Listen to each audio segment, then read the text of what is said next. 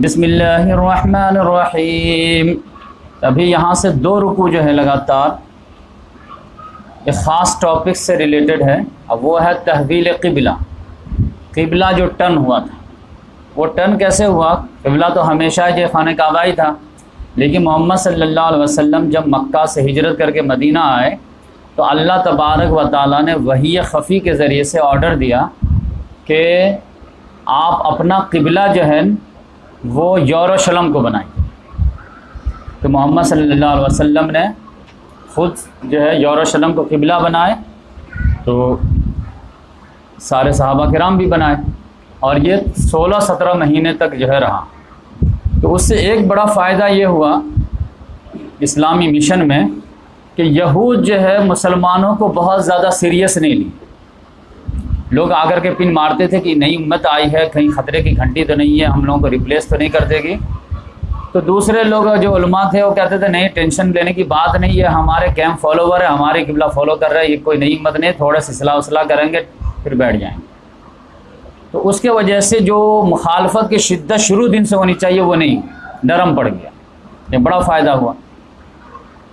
لیکن اللہ تبارک تعالیٰ نے جو راز کو کھولا ہے اسی آیت میں کہ میں نے کیوں کہا تھا کہ 16-17 مہینہ قبلہ رکھو ادھر، کیونکہ مجھے کچھ امتحان بھی لینے تھے، آزمائش کرنی تھی۔ اب وہ کیا آزمائش کرنی تھی؟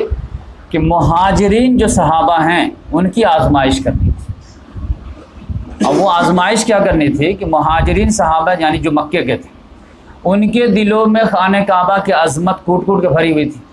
ہر آدمی جانتا ہے وہیں کی پیدائش ہے، تو خانہ کعبہ جو ہے سب سے زیادہ مقدس۔ اب اللہ تعالیٰ نے کہا کہ یہی تو اصل کے کور ویلیو ہے امت مسلمہ کے ریولوشن کے، ان کی آزمائش ہونی بہت ضروری ہے کہ ان کے اندر کتنا دم خم ہے۔ تو اس میں ایک پوائنٹ آف ویو سے اللہ تعالیٰ نے آزمایا کہ ان کی نگاہ میں رسول کی ویلیو اتنی آئی ہے یا نہیں جتنی چاہیے۔ تو اس کی آزمائش اللہ تعالیٰ نے اس طرح کرایا کہ اللہ تعالیٰ نے کہا کہ میں رسول کو چپکے سے آرڈر دیتا ہوں کہ آپ جو ہے قبلہ خانہ کعبہ کے بجائے یروشلم کو بنائیے۔ اب میں دیکھنا چاہتا ہوں کہ یہ جو صحابہ کرام مکے کے لوگ ہیں، یہ آپ کو ویلو دے کر کے آپ کے آرڈر پہ اپنا قبلہ خانہ کعبہ کے بجائے جو ہے یروشلم کو بناتے یا نہیں بناتے، کیونکہ ایک طرح آپ کی عظمت ہے، ایک طرح خانہ کعبہ کی عظمت۔ ہو سکتا ہے میں بھی کوئی آدمی کہتے ہیں کہ نہیں ساری بات تو آپ کی مانیں گے، لیکن خانہ کعبہ کو تو آپ کے جیسے نہیں چھوڑیں گے، کیونکہ یروشلم کی طرف رخ کرنے کا مطلب تھا کہ خانہ کعبہ کی طرف پیٹ کرنا، کیونکہ نیچے مکہ ہے، پھر مدینہ ہے، پھر یروشلم۔ ادھر فیس کریں گے تو ادھر پیٹ ہو جائے گی، ادھر پیٹ ہوگی تو ادھر فیس ہو جائے گی۔ تو اللہ تعالیٰ نے کہا کہ اصل یہ میں جو ہے کدھر فیس کرنا مقصد نہیں ہے، اصل رسول کو اوبے کرنا یہ اصل ٹارگیٹ ہے۔ تو یہ میں دیکھنا چاہتا تھا۔ تو الحمدللہ تمام صحابہ کرام اس آزمائش میں پاس ہوئے، اور رسول نے جو ہے صرف یہ کہا کہ میں کہتا ہوں کہ یہ قبلہ نہیں، یہ قبلہ ہے، ادھر سب لوگ ٹرن کرو، تو سب لوگ ٹرن ہو گئے۔ اور چونکہ یہ انٹرنل آرڈر تھا تو رسول اللہ صلی اللہ علیہ وسلم کو بھی جو ہے کچھ دنوں کے بعد نہیں جم رہا تھا، بار بار جو ہے وہی کے انتظار میں تھے کہ اللہ تعالیٰ جو آزمائش تھی وہ تو ہو گئی، سارے لوگ تو فالو کر رہے ہیں، تو آپ اس کو ٹرن کر دیجئے۔ اور پھر جو یہود سے جو فائدہ ہونا تھا وہ بھی ہو گیا، آپ ہمارے کیچ میں آ گئے ہیں، ہمارے جو ہے جڑ اتنے مضبوط ہو گئے ہیں کہ آپ ان کے مخالفت سے بھی کچھ نہیں ہونے والا، تو اب ریئل قبلہ کی طرف ہو جانا چاہیے۔ تو بار بار محمد صلی اللہ علیہ وسلم کی نگاہیں جو ہے آسمان کی طرف اٹھ رہی تھی، یعنی وحی کا انتظار۔ تو اللہ تعالیٰ کو رحم آ گیا کہ اچھا ٹھیک ہے، آپ کا شوق وغیرہ دیکھ کر کے ہم جو ہے کر دیتے ہیں۔ تو اللہ تبارک و تعالیٰ نے قبلہ کو جو ہے کر دیا۔ اب اس میں کیا ہوا کہ ٹوٹل کتنے دن لگے؟ 16 یا 17 مہینے، یہ بخاری شریف کی حدیث، 16-17 مہینے محمد صلی اللہ علیہ وسلم بلکہ تمام صحابہ کرام خانہ کعبہ کے بجائے یروشلم کی طرف گئے۔ اب جیسے ہی قبلہ کا ٹرن کا حکم آیا تو یہودیوں کو ایک پروپیگنڈا پھیلانے کا موقع مل گیا۔ انہوں نے کہا ارے بھائی یہ کیسے نبی ہیں، یہ لوگ کیسی امت ہے، ان کا قبلہ ہی ابھی تک طے نہیں ہوا ہے۔ مکے میں تھے تو خانہ کعبہ کی طرف کر رہے تھے، یہاں آئے تھے یروشلم کی طرف کر لیے، پھر 16 مہینے کے بعد پھر ادھر کر لیے، تو یہ رسول کیسے ہیں، قبلہ ہی ان کا طے نہیں ہے۔ اب پھر جو ہے سادہ لوگ جو مسلمان ہوتے تھے، جو کم سمجھدار ہوتے ہیں، ان کو پکڑ پکڑ کے سمجھاتے یہ بتاؤ نماز اسلام میں ضروری ہے کہ نہیں؟ کہا پلر آف اسلام ہے. اچھا ٹھیک ہے، نماز کے لیے قبلہ کا ہونا اور شرط ہے، اس کے بغیر تو نماز نہیں ہوتی. تو یہ بتاؤ کہ قبلہ دو میں سے ایک ہی صحیح ہے، یا یروشلم یا خانہ کعبہ. تو اگر خانہ کعبہ اگر صحیح ہے تو یروشلم کی طرف جو 16 مہینہ کر کے نماز پڑھے تو نماز تو بیکار ہو گئی، پھر تو قبول نہیں ہوئی. تو جو لوگ اس بیچ میں مر گئے تو گئے کام سے. اور اگر یروشلم صحیح ہے تو اب جو نماز پڑھو گے وہ بیکار. صاحب ہاں بات بڑی لاجیکل ہے. تو اللہ تعالیٰ نے اس پہ جو 2 رکوع سمجھائی ایک آرڈر کو سمجھانے کے، کیونکہ کنفیوژن تھا نا. اللہ تعالیٰ نے کہا کہ اصل مقصد کیا، قبلہ جو ہے کیا ہے، ہر چیز جو ہے خدا رسول کا آرڈر کے مطابق جو چلے وہی اسلام ہے. کبھی جان بچانا اسلام ہے، کبھی جان لینا اسلام ہے. ہمیشہ گاندھی بننا اسلام نہیں ہے. تو یہ اللہ تعالیٰ یہ اتنا سیریس میٹر تھا اس زمانہ. ہمارے لیے کچھ میٹر نہیں کہ ٹھیک ہے ادھر نہیں ادھر ادھر، لیکن جن کے دلوں میں گھٹی میں عظمت پڑی ہوئی تھی ان کو ادھر سے ادھر پھیر دینا معمولی بات نہیں تھی. تو اس کے لیے 2 رکوع اللہ تعالیٰ نے بار بار کہے تب دماغ میں جا کے بیٹھ گئی بات. تو وہ جو ہے دیکھیے، سیقول السفہاء من الناس ما ولاھم عن قبلتہم التی کانوا علیہا. یہ پارہ ہمیشہ آپ پڑھے ہوں گے لیکن ترجمہ نہیں سمجھے ہوں گے تو سمجھے نہیں ہوں گے کہ کیا اللہ تعالیٰ نے اس میں میسج دیا تھا. آج آپ اگر ترجمہ سنیں گے تو آپ کو لگے اچھا یہ بات ہے سیقول کا مطلب. سیقول السفہاء، سفہاء مانے بے وقوف. سیقول السفہاء من الناس، لوگوں میں سے کچھ بے وقوف ان قریب بولنا شروع کریں گے، آبجیکشن سوال کھڑا کرنا شروع کریں گے. کیا؟ ما ولاھم عن قبلتہم التی کانوا علیہا، کس چیز نے ان لوگوں کو پھیر دیا اس قبلے سے جس پر یہ لوگ تھے. 16 مہینے سے جس پر یہ لوگ تھے کس چیز نے ان کو پھیر دیا، کیوں پھیر گئے؟ فَقُلْ لِلَّهِ الْمَشْرِقُ وَالْمَغْرِبُ، آپ کہہ دیجئے کہ اللہ ہی کے لیے مشرق و مغرب. اللہ کسی سمت میں محدود نہیں ہے، ہر طرف اللہ ہے. بس یہ ہے کہ ہم ویسٹ کے طرف کیوں رخ کرتے ہیں؟ کیونکہ اللہ کا آرڈر ہے کہ ویسٹ کی طرف کرو. اللہ تعالیٰ کہتا ہے کہ ایسٹ کی طرف کرو، ایسٹ کی طرف کر لیتے. تو اصل ہمارا کام جو ہے وہ خدا رسول کے حکم کو اوبے کرنا ہے، ورنہ جو ہے اسی کو اسلام کہتے ہیں. قُلْ لِلَّهِ الْمَشْرِقُ وَالْمَغْرِبُ، آپ کہہ دیجئے کہ اللہ ہی کے لیے سارے مشرق مغرب ہیں. یہدی من یشاء الی صراط مستقیم، وہ ہدایت دیتا ہے جسے چاہتا ہے صراط مستقیم. اب صراط مستقیم سے پتہ چل گیا کہ زندگی گزارنے کا راستہ. کبھی کہا گیا یروشلم کی طرف کر لو تو یروشلم کی طرف کر لیے تو یہی صراط مستقیم. کبھی کہا گیا پھر ادھر پلٹ لو تو ادھر پلٹ لیے تو یہی صراط مستقیم. چھوٹے چھوٹے بچے ہیں گھر میں، 5 سال کے ہیں، ایک بستر پہ سو رہے ہیں، کوئی مسئلہ نہیں، یہی صراط مستقیم.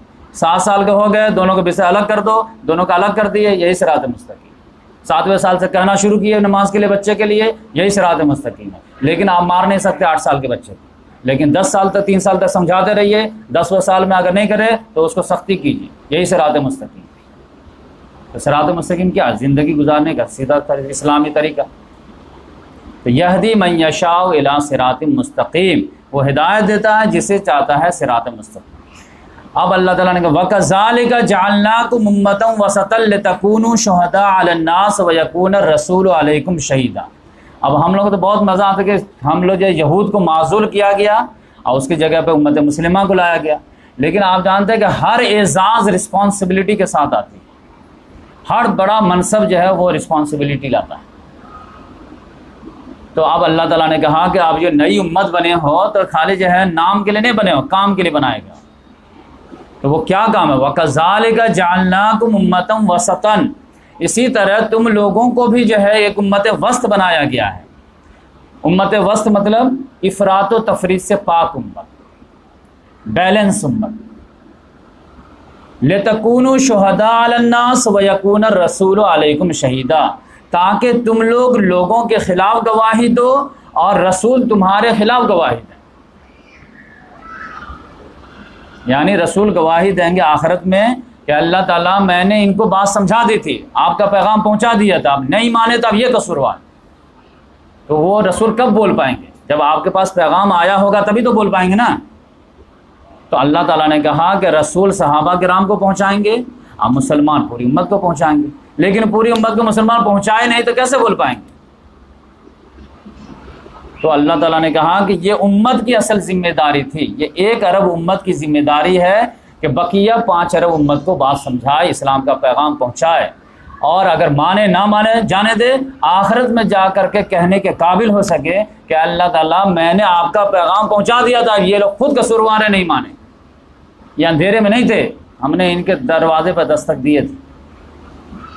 وَكَذَلِكَ جَعَلْنَاكُمْ أُمَّةً وَسَطًا لِتَكُونُوا شُهَدَاءَ عَلَى النَّاسِ وَيَكُونَ الرَّسُولُ عَلَيْكُمْ شَهِيدًا، اس طرح تم لوگ جو کو ہم نے بنایا ہے امت وسط، تاکہ تم لوگوں کے خلاف گواہی دو اور رسول تمہارے خلاف گواہی دے۔ وَمَا جَعَلْنَا الْقِبْلَةَ الَّتِي كُنْتَ عَلَيْهَا، اب اس راز کو اللہ تعالیٰ نے فاش کیا کہ جو قبلہ کیوں جو ہے ٹرن کیا گیا 17 مہینے کے بعد۔ وَمَا جَعَلْنَا الْقِبْلَةَ الَّتِي كُنْتَ عَلَيْهَا، ہم نے نہیں بنایا اس قبلے کو جس پر تم لوگ تھے، إِلَّا لِنَعْلَمَ مَن يَتَّبِعُ الرَّسُولَ مِمَّن يَنقَلِبُ عَلَىٰ عَقِبَيْهِ، سوائے اس بات کو ظاہر کرنے کے لیے کہ کون ہے جو رسول کی اتباع کرتے ہیں ان لوگوں میں سے جو الٹے پاؤں پھر جاتے ہیں۔ یعنی جب رسول آرڈر دیں گے کہ میں کہتا ہوں قبلہ جو ہے خانہ کعبہ نہیں ہوگا، یروشلم ہوگا، تو کون کہتا ہم نہیں مانیں گے، کون کہتا ہم مانیں گے، یہ دیکھنا تھا۔ وہ تو اللہ کا فضل ہوا کہ سارے لوگ کہے کہ نہیں ہم رسول کی بات مانیں گے۔ وَإِن كَانَتْ لَكَبِيرَةً، اب آپ کہیں گے بہت آسان معاملہ تھا، آسان معاملہ نہیں تھا، اللہ تعالیٰ کہہ رہا کہ وَإِن كَانَتْ لَكَبِيرَةً، یہ بہت بڑی بات تھی صحابہ کرام کے، یہ جذبات کی بہت بڑی قربانی۔ وَإِن كَانَتْ لَكَبِيرَةً، یہ بہت بڑی بات تھی، إِلَّا عَلَى الَّذِينَ هَدَى اللَّهُ، سوائے ان کے لیے جو اس کو اللہ نے ہدایت دیا ہے، تو اس کے لیے تو بائیں ہاتھ کا کھیل ہے، کیونکہ اس نے اپنا ایٹیچیوڈ کیا بنایا ہے، جو رب کا حکم ہو وہ ہم کریں گے۔ وَمَا كَانَ اللَّهُ لِيُضِيعَ إِيمَانَكُمْ، اور اللہ تعالیٰ تمہارے ایمان کو ضائع کرنے والا نہیں ہے۔ وہ جو یہود لوگ آگے سادہ لوگ مسلمانوں کو کہتے تھے کہ تمہارا ایمان تو بیکار ہوا، کیونکہ نماز ایمان کا حصہ ہے، تو تمہاری 17 مہینے کی نماز تو بیکار ہوئی، تو ایمان تو تمہارا ختم ہو گیا۔ اللہ تعالیٰ نے کہا نہیں، وہ ایمان ضائع نہیں ہوگا۔ کیوں؟ کہ اسلام نام ہے اللہ کا آرڈر کا، تو ادھر جو 17 مہینہ کیے تھے تو اپنی مرضی سے کچھ تھوڑے نہیں کیے تھے، وہ تو رسول کا آرڈر سے کیے تھے، جس کی وجہ سے اس پہ بھی ثواب ملے گا۔ جیسے ابھی رمضان میں کہا جاتا ہے کہ سحری کھاؤ، ہم کھاتے ہیں، اور پھر جو فجر کے بعد نہ کھاؤ تو نہیں کھاتے ہیں، مغرب کے بعد پھر کھاؤ تو کھاتے ہیں، تو کھانے پہ بھی ثواب اور ادھر دن میں نہ کھانے پہ بھی ثواب۔ کوئی کہا کھانے پہ کیوں ثواب؟ وہ خدا نے کہا کھانے کے لیے تو کھائیں، جہاں پہ کہا نہیں کھاؤ تو نہیں کھائیں، تو دونوں میں ثواب۔ تو ثواب جو کمایا جاتا ہے وہ کیسے کمایا جاتا ہے؟ خدا کے فرما برداری کر کے۔ تو وما کان اللہ لیضیع ایمانکم، اللہ تعالیٰ تمہارے ایمان کو ضائع کرنے والا نہیں ہے۔ ان اللہ بالناس لرؤوف رحیم، بے شک اللہ تعالیٰ لوگوں پہ بہت شفیق ہے، بہت رحیم ہے۔ اب وہ اللہ تعالیٰ نے قد نرا تقلب وجہک فی السماء، دیکھیے کتنا پیارا جملہ ہے۔ قد نرا، یقیناً ہم دیکھ رہے ہیں آپ کا چہرہ بار بار اٹھنا آسمان کی طرف۔ تو اب یہ وحی خفی سے آرڈر تھا، اب محمد صلی اللہ علیہ وسلم لگ رہا تھا کہ جو آزمائش تھی وہ بھی پوری ہو گئی، اور جو ہمارے قدم جمنے تھے وہ بھی جم گئے ہیں، اب جو ہے صحیح قبلہ آ جانا چاہیے۔ تو بار بار وحی کی طرح آسمان کی طرح کہ جبریل علیہ السلام آیا، جلدی سے یہ پیغام لے کے آئیں کہ میں قبلہ ٹرن کروں۔ تو اللہ تعالیٰ نے کہا میں دیکھ رہا تھا کہ آپ کا چہرہ بار بار جو ہے اٹھ رہا آسمان کی طرف، تو فَلَنُوَلِّيَنَّكَ قِبْلَةً تَرْضَاهَا، تو لیجیے ہم پھیرے دیتے ہیں وہ آپ کو اس قبلے کی طرف جو آپ کو پسند ہے۔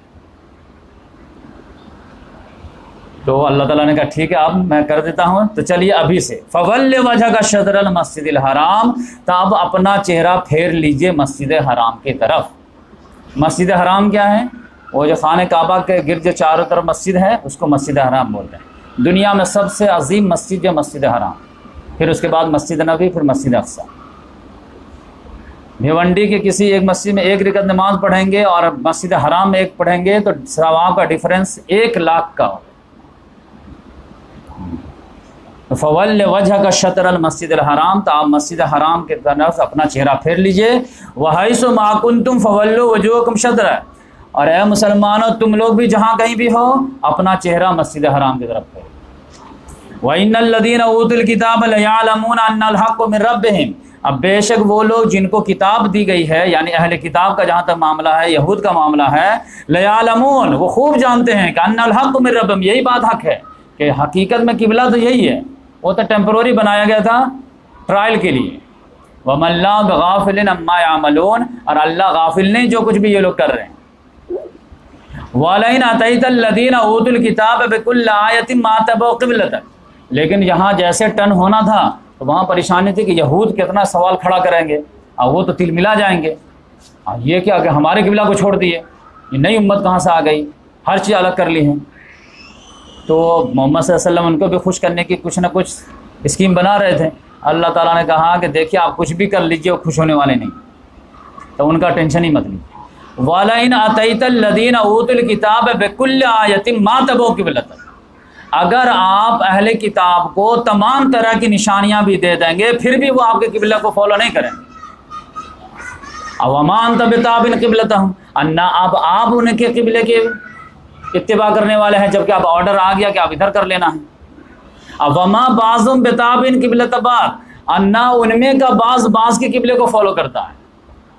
یعنی اگر مکے میں بیٹھے ہیں نا تو یہود و نصارہ، تو دونوں کا قبلہ یروشلم تھا، یعنی شمال کی جانب، لیکن جب وہاں جو ہے یروشلم سٹی میں پہنچتے تھے اور ہیکل سلیمانی جو رہتی تھی، تو یہود جو ہے وہ ویسٹ کے طرف کرتے تھے اور یہ لوگ ایسٹ کے طرف کرتے تھے، نصارہ لوگ۔ وہ جو ہیکل سلیمانی جو عبادت خانہ تھا مسجد اقصی، تو اس میں جو ہے پھر قبلہ تو جیسے دوسری کنٹری ہے تو ادھر ہی ہوگی دونوں، لیکن جب کلوز ہو جاتے تھے تو پھر جو یہودی لوگ مغربی کونا کو اپنا قبلہ بناتے تھے اور نصارہ لوگ مشرقی کونا کو۔ مشرقی کونا کس لیے؟ کیونکہ مریم علیہ السلام جو اعتکاف کے لیے بیٹھی تھی وہ مشرقی کونے، مکاناً شرقیہ، تو اس وجہ سے تو اللہ تعالیٰ نے کہا کہ یہ جو ہے بہت کلوز جا کر کے دیکھو گے نا تو یہ لوگ آپس میں بھی ایک دوسرے کے قبلے کو فالو نہیں کرتے ہیں، اور دور سے تم کو لگتا ہے کہ ایک ہیں سب۔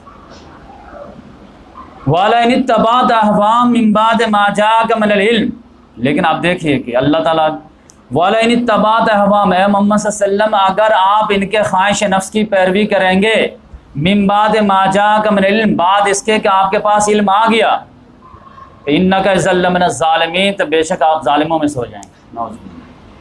اب آپ سمجھو، اب یہ چیز کیا شو کر رہا ہے؟ یہ چیز شو کر رہا ہے یہود کا پریشر، محمد صلی اللہ علیہ وسلم کے اوپر قبلہ ٹرن کرنا کتنا بڑا پریشر تھا۔ تو یہ جو ہے قرآن کا ایک خاص انداز ہے کہ خطاب کسی سے، عتاب کسی پہ۔ تو یہاں پہ جو ہے کہ اللہ تعالیٰ محمد صلی اللہ علیہ وسلم کہہ رہے ہیں کہ آپ ایسا کریں گے تو ظالموں میں سے ہو جائیں گے، تو آپ کو لگے گا ایسا کیسے ہو سکتا ہے، لیکن قرآن تو وہی ہے، تو ترجمہ تو آپ کو وہی کرنا پڑے گا، لیکن مفہوم آپ سمجھ لیجئے کہ مفہوم نو ڈاؤٹ محمد صلی اللہ علیہ وسلم کو ڈانٹنا نہیں ہے، وہ ایک اسٹائل ہوتی ہے بات کرنے کی کہ خطاب کسی سے کر رہے ہیں لیکن اس کا عتاب برسانا کسی اور پہ ہوتا ہے۔ اور یہ میں اگزامپل پہلے بھی دیا، ابھی بھی آپ کو دے کے سمجھا دیتا ہوں۔ جیسے سپوز دیٹ کہ آپ ایسے گارجین ہیں کہ آپ یہ نہیں چاہتے کہ آپ کا بیٹا چھوٹا ہو بڑا ہو، جو بھی بیٹا ہے آپ چاہتے ہیں کہ میرے جو بھی اولاد ہے، چاہے وہ 25 سال کی ہے، شادی شدہ ہے، اسکول میں جانے والے ہیں، 10 بجے کے بعد میرا بیٹا گھر سے باہر نہیں ہونا چاہیے، 10 بجے رات میں، یعنی 10 بجے رات میں ہمارا بیٹا گھر آنا چاہیے۔ دن بھر کہیں رہو، ایج کے حساب سے کھیلو کودو، اسکول والا بیٹا ہے تو مغرب بعد آ جائے، کالج والا بیٹا ہے تو عشاء میں آ جائے، اور شادی شدہ بیٹا تو 10 بجے گھر میں آ جائے۔ یہ آپ نے اصول بنا لیا ہے اور اس پہ آپ کمپرومائز نہیں کر رہے ہیں، اور آپ سب کو بتا بھی دیے، پھر بھی آپ دیکھتے ہیں کہ اس کا دوست ہے اور 11 بجے کال کرتا ہے، پھر آپ کا بیٹا چلا جاتا ہے۔ آپ ایک دن نظر انداز کیے، 2 دن کیے، 3 دن کیے، پھر ایک دن آ کر کے کسی اس کے دوست نے کھٹکھٹا دیا، چلو تھوڑا بیٹھتے ہیں، تو اب آپ کا دماغ ٹھنک جائے گا کہ نہیں ٹھنک؟ لیکن آپ سامنے والا جو آیا ہے وہ اس کا دوست کا کلوز فرینڈ اور آپ کا دوست کا بیٹا ہے، تو آپ کیا کریں گے؟ آپ کو غصہ آئے گا تو آپ اپنے بیٹے پہ برس پڑیں گے کہ یہ طریقہ مجھے نہیں چلے گا، اب میں برداشت نہیں کروں گا، اب میں بار بار تم کو بول دیا کہ 10 بجے تم چاہیے گھر میں تو چاہیے، اور جتنا تم کو گھومنا پھرنا ہے 10 بجے کے اندر اندر، اب تم کو بات سمجھ میں نہیں آتی، کہاں بیٹا کہے گا ابو میں کیا کیا، میں تو گھر میں ہوں، لیکن سمجھدار بیٹا بھی سمجھ جائے گا، وہ بھی سمجھ جائے گا، وہ بھی بیچارہ سمجھ جائے گا کہ ٹھیک ہے چچا جان اب میں نہیں آؤں گا۔ تو اب ڈانٹ رہے ہیں آپ اپنے بیٹے کو لیکن برس رہے ہیں کس پہ؟ تو یہی انداز جو ہے ہمیشہ قرآن میں ہوتا ہے کہ جب بھی اس طرح کے آپ کو سینٹنس ملے تو اصل میں خطاب جو ہے رسول کو مخاطب کر کے یہ کب خطاب کیا جاتا ہے؟ جب اس سامنے والے سے منہ لگانا بھی پسند نہیں ہوتا، تب کہ یہ اس لائق نہیں کہ میں اس کو ڈانٹوں بھی۔ جب آدمی بہت زیادہ جو ہے چڑچڑا ہو جاتا کسی سے، جس کا شکل دیکھنا گوارا نہیں رہتا، تب جا کر کے اس کو خطاب بھی نہیں کرتا، کسی دوسرے کو خطاب کر کے اس کے اوپر۔ تو یہاں پہ اللہ تعالیٰ نے جو ہے یہود کے پریشر کو زائل کرنے کے لیے کہ یہ اب کمپرومائز نہیں ہوگا، قبلہ ٹرن ہوا تو ہوا۔ الذین آتیناہم الکتاب یعرفونہ کما یعرفون ابناہم، وہ لوگ جن کو ہم نے کتاب عطا کی ہے وہ خوب اچھی طرح جانتے ہیں جیسے اپنے بیٹے کو جانتے ہیں۔ یعنی خانہ کعبہ ہی اصل قبلہ ہے۔ جن لوگوں کو واقعی میں کتاب ہے، کتاب کا مطالعہ کرتے ہیں، تورات، انجیل، زبور وغیرہ کا اس کا مطالعہ کرتے ہیں، وہ اچھی طرح جانتے ہیں کہ خانہ کعبہ ہی قبلہ ہے۔ کیسے؟ جیسے کوئی آدمی اپنے بیٹے کو پہچانتا ہے، ہر آدمی اپنے بیٹے کو اندھیرے میں بھی پہچان جاتا ہے، تو یہ لوگ بھی پہچانتے ہیں۔ وَإِنَّ فَرِيقًا مِّنْهُمْ لَيَكْتُمُونَ الْحَقَّ، لیکن اس میں سے ایک فریق ہے جو حق کو بات چھپاتا ہے جانتے بوجھتے۔ کتاب میں لکھی ہوئی ہے تو الحق من ربک، تو حق آپ کے رب کی طرف سے آ گیا ہے، تو فلا تکونن من الممترین، تو آپ شک کرنے والوں میں سے نہ ہوں۔